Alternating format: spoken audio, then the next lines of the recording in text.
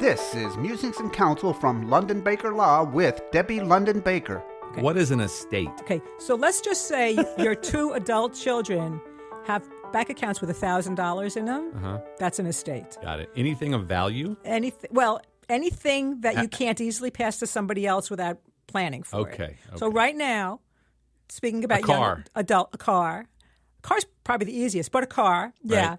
But it's money. It's 401ks. It's life insurance. And you get the documents, or well, I guess you create them for me. I'm plugging myself in here. Okay. So my wife and I would come to you and say, where would we start? What would the first thing we do? Exactly. And what I tell people to start with is beneficiary designations because they're easily taken care of. Yes. But like your wife with her parents, or if you don't want to make somebody give them access to writing a check directly, but you want a beneficiary, you make them. The banks call it payable on death. The IRAs call it transfer on death. So at least you've got somebody named.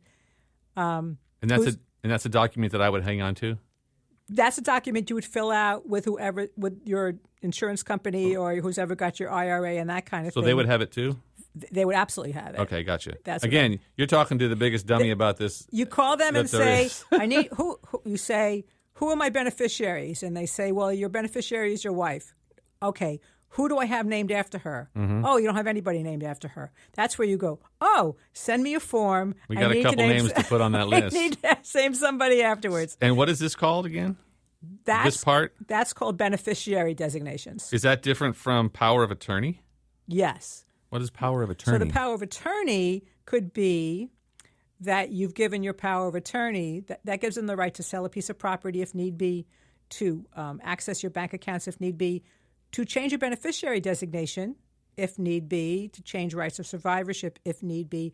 Gives them all these rights to financial pieces of your estate. Does that cover everything? The power of attorney?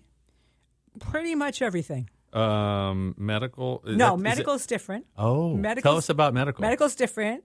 Medical is a healthcare surrogate, and that's where you give somebody the right to not only speak to your doctors, but to make medical decisions for you if you are not in a position to make a medical decision. And what's the simplest way to get that done?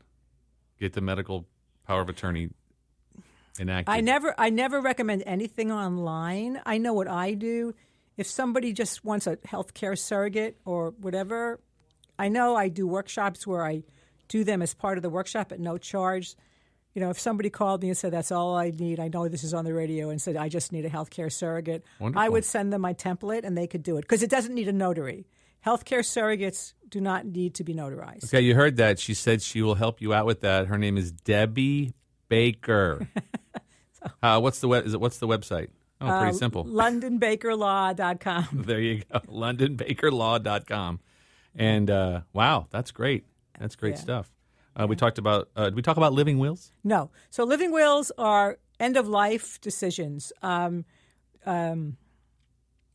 the basic template talks about you have a choice of terminal conditions, end stage conditions, and persistent vegetative states. My goodness. Okay. And then it's that at that point you want life support to continue or to be withdrawn. Right. But you want to give somebody permission because again, in sparing grief, let's just say I don't want to be kept alive at all.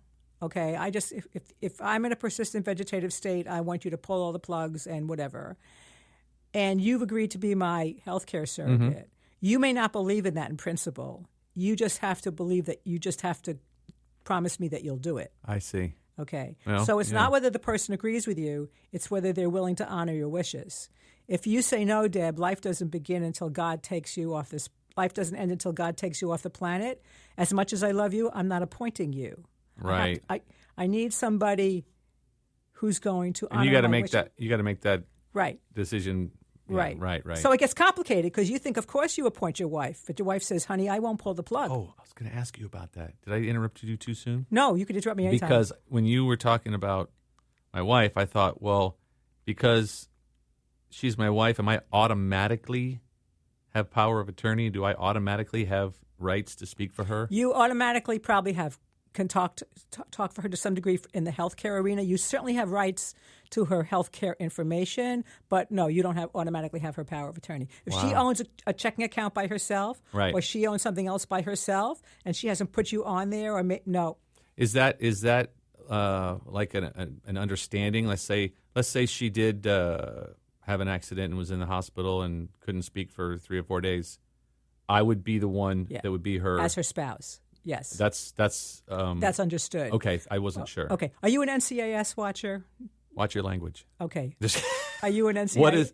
I didn't say what. Do you watch NCIS, the Mark Harmon show? Oh no, I don't. Okay, so anyway, there's a character on NCIS who's the director, and he almost died. So his wife opened up safe deposit box, and she bought property in her name only, and never told him about it. Sneaky. So she died. And when he my. found the paperwork and went to the attorney couldn't talk to him about it because he was not named. So is that where probate comes in? Yes, because people don't think of it. I can't imagine that my husband couldn't have access to everything until he's in a legal situation where the fact that I thought he had access did give him access. It sounds a little It's daunting. confusing. It is. But I'll tell you what, I make it fun. I am committed that we laugh, even in the saddest circumstances, or we at least find a way to lighten the situation, because they're not easy choices. They can be very difficult choices. They can be very heartrending choices, like you're estranged from one of your children and you're not going to name him. Wow, that's tough. It's going to get hairy. It gets crazy. So my role is to know the law and to ease the way and to be the nudge, if you want to be nudged, upon our agreement, to ask you when you want me to leave you alone for a while, and understand that you'll feel better when it's done. People have great peace of mind. Right. When it's fun, it's buying life. It's, people buy life insurance for the peace of mind that your wife will still be able to put macaroni and cheese, the green beans, and all that on the table, right? Okay. But this is more like death, but it's not. It's like you want to take care of what happens later now, so your family can go grieve or just be in a hospital room with you. The same principle of insurance. It's the same principle. Same principle. I love that. And I haven't thought of an expression to have people get it, because they say, "Well, I have life insurance." No, life insurance is not enough. But yeah, wow. This has been Musings and Counsel from London Baker Law. Learn more at londonbakerlaw.com. Thanks for listening.